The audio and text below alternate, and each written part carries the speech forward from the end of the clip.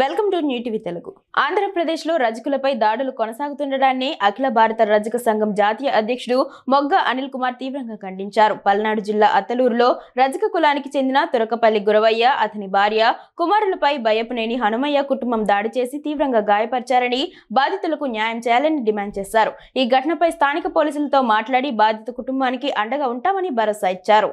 రజకులను SC జాబితాలో చేర్చాలని, చంద్రబాబు హామీని నెరవేర్చాలని ప్రభుత్వాన్ని కోరారు. తెలంగాణ రాష్ట్ర అధ్యక్షులు ప్రశాంత్, ఆంధ్రప్రదేశ్ మహిళా అధ్యక్షురాలు రమాదేవి, నాయకులు శ్రీనివాసులు, లక్ష్మణ్, రఘు, కిట్టు, పెదకురపాడు ఐక్యవేదిక కన్వీనర్ వాడపర్తి పుల్లారావు, తుమ్మపూడి వెంకయ్య తదితరులు పాల్గొన్నారు. చాకలి ఐలమ్మను ఆదర్శంగా తీసుకుని రజక మహిళలు రాజకీయంగా ముందుకు రావాలని అనిల్ కుమార్ పిలుపునిచ్చారు.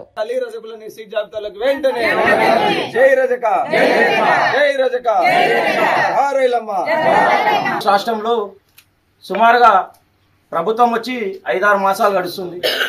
ఈ 5-6 మాసాల్లోనే 3-4 సంఘటనలు మా దృష్టికి వచ్చినాయి. రాష్ట్రంలో ఉన్నటువంటి రజక కులస్తులపైన కానీ, రజక బంధువులపైన కానీ ఏదో కక్ష కట్టినట్టుగా అగ్రవర్ణాలు దాడి చేయడం జరుగుతూ ఉంది.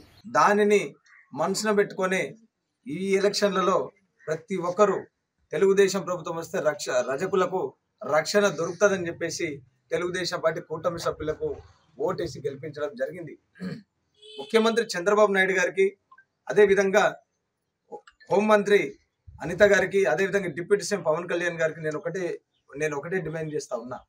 ఈరోజు వీళ్ళను ఏజ్తో సంబంధం లేకుండా హార్ట్ పేషెంట్ అని చూడకుండా కూడా వీళ్ళ మీద దాడి చేసినటువంటి వ్యక్తుల మీద 13వ తారీఖు దాడి జరిగితే 22వ తారీఖు వరకు కూడా కేసు కట్టలేదంటే ఈ రాష్ట్రంలో రజకుల మీద దాడి జరిగితే పట్టించుకోరని చెప్పేసి నేను విజ్ఞప్తి చేస్తా ఉన్నా.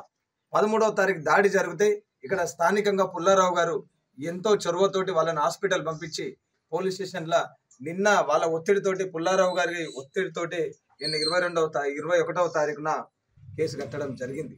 అంటే రాష్ట్రంలో రజకుల మీద దాడి జరిగితే అడిగే నాదుడే లేడు. రజకుల మీద ఎక్కడ దాడులు జరిగినా ఎవరు పట్టించుకోరని చెప్పేసి